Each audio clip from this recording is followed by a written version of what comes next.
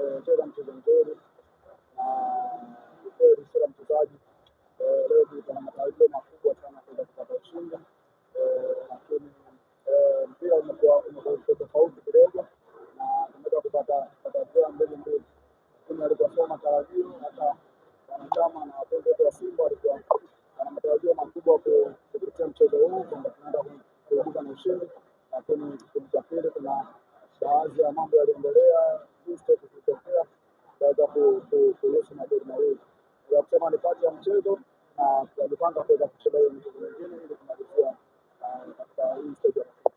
Shomari, mara baada ya kupata kuongoza kwanza goli mbili kwa sifuri, ulipoingia sehemu uliongea nini?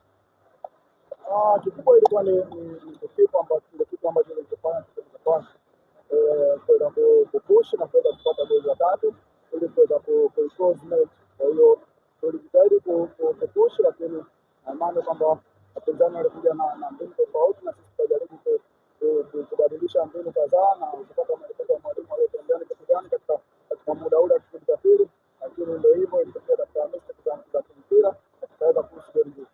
Wewe ni mchezaji mwandamizi goli la kwanza kama ambao lipatikana kama sikosei ni kanja alipiga back pass ambayo ikawa nusu mchezaji wa Kinasi kufunga goli na ikaonekana yuko ndani.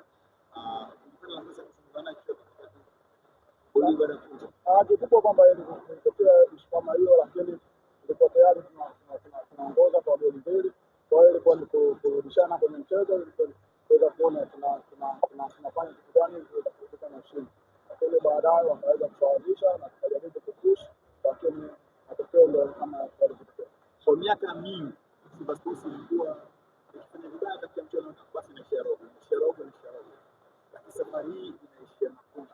Ni kitu gani nadhani kimekosekana na msimu huu ambao msimu mwingine ilikuwa katika mkoa naenda kwa mbali zaidi? Nasema kwamba ni effort nyingi zimetumika kama tulivyokuwa tunafanya miaka ya nyuma, lakini kidogo imetokea bahati mbaya msimu huu kwamba tumepoteza michezo mingi, lakini sio mwisho wa kusema kwamba tunaishia hapa, japokuwa tunaendelea kujifunza ni kitu gani ambacho tumekosea katika msimu huu na katika mechi zilizopita, basi next time tutakuwa beta zaidi.